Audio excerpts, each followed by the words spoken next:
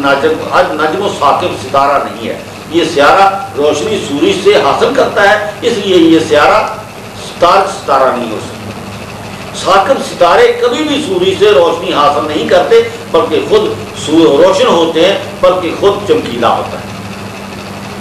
دوسرا یہ کہ سیارہ سورج کچھ دور واقع ہے، دوسرا یہ کہ یہ سیارہ سورج سے کچھ دور واقع ہے یا سورج کے ارد گرد گھومتا رہتا ہے، اور یہ سیارہ عطارد سے دوسرے نمبر پر ہے، یعنی زہرہ سیارہ عطارد سیارے سے کچھ دور واقع ہے اور زمین کے بھی قریب تر ہے، اس لیے یہ سیارہ ہمیں روشن نظر آتا ہے، لیکن یہ سیارہ خود روشن ستارہ نہیں ہے، یہ روشنی سورج سے حاصل کرتا ہے اور ہمیں روشن نظر آتا ہے، لیکن یہ سیارہ تارک ستارہ نہیں ہو سکتا۔ ثاقب ستارے کبھی بھی سورج سے روشنی حاصل نہیں کرتے، بلکہ خود روشن ہوتے ہیں، بلکہ خود چمکیلا ہوتے ہیں۔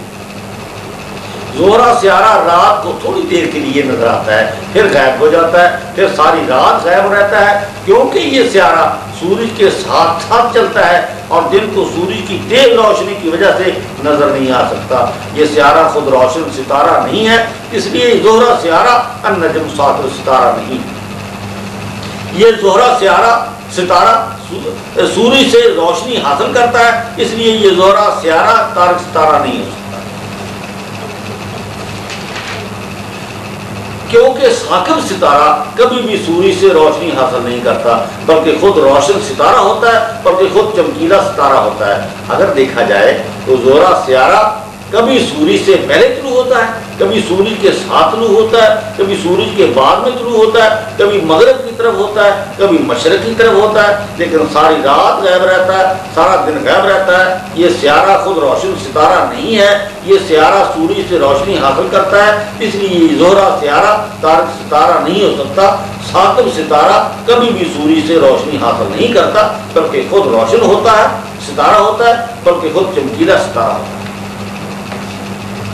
زہرہ ستارے کی بہت تعریف اس لیے ہوئی ہے، زہرہ ستارے کی تعریف اس لیے بہت ہوئی ہے کہ یہ بہت لوگ اس سیارے کو تارک ستارہ سمجھتے ہیں، کہ بہت زیادہ لوگ اس سیارے کو تارک ستارہ سمجھتے ہیں۔ ان کو پتہ چل جائے کہ زہرہ سیارہ حقیقت میں تارک ستارہ نہیں ہے، کیونکہ یہ سیارہ سورج سے روشنی حاصل کرتا ہے۔ ثاقب ستارے کبھی بھی سورج سے روشنی حاصل نہیں کرتے، ثاقب ستارے کبھی بھی سورج سے روشنی حاصل نہیں کرتے، اس لیے یہ النجم ثاقب ستارہ نہیں، بلکہ خود روشن ہوتے ہیں، بلکہ خود چمکیلا ستارہ ہوتا ہے، اس لیے زہرہ سیارہ تارک ستارہ نہیں ہو سکتا۔ اگر زہرہ سیارہ کو تارک ستارہ سمجھ لیا جائے تو سورج اور چاند اور عطارد اور زہرہ بھی تارک ستارے ہوں گے۔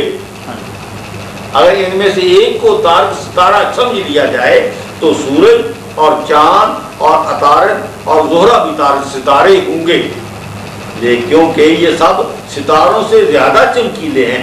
زہرہ ستارے کے ساتھ مریخ سیارہ، مشتری سیارہ، زحل سیارہ، یورنس سیارہ، نیپٹون سیارہ، پلوٹو سیارہ بھی تارک ستارے ہوں گے۔ ہر چمکنے والے ستارے کو تارک ستارہ نہیں کہتے، یہ سب سیارے ایک رات آتے ہیں اور ایک رات نہیں آتے، کبھی کئی سال غائب رہتے ہیں، کبھی کئی سال غائب رہتے ہیں، بلکہ 50-48 سال غائب رہتے ہیں، اور ایک رات نہیں آتے، کبھی کئی سال غائب رہتے ہیں۔ نہ یہ خود روشن ستارے ہیں، نہ یہ خود چمکدار ستارے ہیں، نہ یہ خود چمکیلے ستارے ہیں، نہ یہ سب ستارے ہر رات کو آتے ہیں، یہ تارک ستارے نہیں ہو سکتے۔ باقی سب ستارے مدھم ہی مدھم ہیں، باقی آسمان پر سب ستارے مدھم ہی مدھم ہیں، ہمیں سب کو مدھم ہی مدھم دکھائی دیتے ہیں، ہم کو سب کو مدھم ہی مدھم دکھائی دیتے ہیں۔ یہ سب ستارے کبھی دن کو آگے، کبھی رات کو آگے، کبھی 6 مہینے کے لیے غائب ہو گئے، کبھی سردی کو آگے، کبھی گرمی کو آگے، کبھی خزاں میں آگے، کبھی بہار میں آگے۔ یہ سب ستارے سال کی ہر رات کو متواتر لگاتار دائم ہمیشہ نہیں آتے، یہ سب ستارے تارک ستارے نہیں ہو سکتے، یہ سب ستارے تارک ستارے نہیں ہو سکتے۔ اس سے معلوم ہوا تارک ستارہ کوئی ستارہ نہیں ہو سکتا، اس سے معلوم ہوا تارک ستارہ کوئی ستارہ نہیں ہو سکتا، سورج کے سوائے سورج کا سارا خاندان تارک ستارہ نہیں ہو سکتا۔ ان سب میں یہ سورج کا سارا خاندان نہیں ہو سکتا، تو جو باقی اوپر ستارے ہیں بہت وہ تارک ستارے کیسے ہوں گے؟ ان سب میں وہ نشانیاں موجود نہیں ہیں جو اللہ تعالیٰ نے تارک ستارے میں مقرر کی ہے۔ تو پھر کون تارک ستارہ ہو سکتا ہے جب سورج کے سوائے سورج کا سارا خاندان ہی تارک ستارہ نہیں ہو سکتا؟ پھر کون تارک ستارہ ہوگا؟ پھر کون تارک ستارہ ہوگا؟ سورج کے بعد دوسرے 40 خرب، سورج کے بعد دوسرے 40 خرب خاندان ہیں، 40 خرب خاندان ہیں، بلکہ 40 خرب خاندان ہیں۔ وہ یہ سب اپنے اپنے علاقے میں بہت چمکیلے ہوں، بہت روشن ہوں، لیکن ان سب میں کوئی بھی تارک ستارہ نہیں ہے، کیونکہ ان سب میں کوئی بھی تارک ستارہ نہیں ہے، کیونکہ یہ ہمیں سب ستارے مدھم ہی مدھم دکھائی دیتے ہیں۔ نہ یہ کسی اور ستارے یا سیارے کو روشن کر سکتے ہیں، نہ یہ ستارے کسی دوسرے سیارے کو روشن کر سکتے ہیں، نہ یہ آسمان کو روشن کر سکتے ہیں، آسمان کو نہ زمین کو روشن کر سکتے ہیں، نہ آسمان کو روشن کر سکتے ہیں نہ زمین کو روشن کرتے ہیں، نہ چمکیلا ہی ہے اور نہ یہ زمین کو روشن کر سکتے ہیں، اور نہ یہ عطارد اور نہ یہ زہرہ اور نہ یہ چاند اور نہ یہ مریخ اور نہ مشتری اور نہ یہ زحل اور نہ یورنس اور نہ یہ نیپچون اور نہ یہ پلوٹو سیارے کو روشن کر سکتے ہیں۔ یہ سورج یہ نہ کر سکتا، اور نہ یہ سب کبھی رات کو آتے ہیں، اور یہ نہ یہ سب کبھی ہر رات کو آتے ہیں، اور نہ یہ سب ساری رات رہتے ہیں، کبھی غائب رہتے ہیں، کبھی نظر ہی نہیں آتے۔ یہ سب اتنے مدھم ستارے ہیں کہ سوائے دوربین کے نظر ہی نہیں آتے، اتنے مدھم ستارے ہیں سوائے دوربین کے نظر ہی نہیں آ سکتے۔ تو یہ سب کیسے تارک ستارے ہو سکتے ہیں؟ کیسے تارک ستارے ہو سکتے ہیں؟ تارک ستارہ وہ ہو سکتا ہے جو ستارہ ہر رات کو آئے، ہر رات رہے، ہر رات مکمل رات رہے، ساری رات رہے اور چمکتا ہی رہے، کبھی مدھم نہ ہو، کسی وجہ سے مدھم نہ ہو، رات کے ہر ایک حصے میں رہے، کبھی غائب نہ ہو، بلکہ اس کے چمکنے سے دن ہو جائے، بلکہ یہ ہر ایک چیز کو روشن کرے، بلکہ یہ ہر ایک چیز ہر ایک ستارے کو روشن کرے، بلکہ یہ ہر ایک ستارے کو روشن کرے۔ اللہ تعالیٰ نے صرف ایک ستارے کو روشن کہا ہے، اللہ تعالیٰ نے صرف ایک ستارے کو روشن کہا ہے، اللہ تعالیٰ نے صرف ایک ستارے کو رات کو آنے والا کہا ہے، ایک ستارے کو رات کو آنے والا کہا ہے۔ اللہ تعالیٰ نے صرف ایک ستارے کو طارق کہا ہے اور سب ستاروں کو طارق نہیں۔ اللہ تعالیٰ قرآن پاک میں فرماتے ہیں کہ طارق ستارہ رات کو آتا ہے، طارق ستارہ رات کو آتا ہے، طارق ستارہ ہر ایک رات کو آتا ہے، طارق ستارہ ساری رات رہتا ہے، طارق ستارہ کبھی رات کو غائب نہیں ہوتا، طارق ستارہ آسمان پر بہت چمکدار ہوتا ہے ستارہ ہے۔ طارق ستارہ صرف ایک ستارہ ہے، دو طارق ستارے نہیں، دو طارق ستارے نہیں ہیں۔ اللہ تعالیٰ نے صرف ایک ستارے کو چمکدار کہا ہے، دو ستاروں کو چمکدار نہیں کہا ہے۔ اللہ تعالیٰ نے صرف ایک ستارے کو چمکیلا کہا ہے، اللہ تعالیٰ نے صرف ایک ستارے کو النجم الثاقب کہا ہے۔ سمجھا بھی؟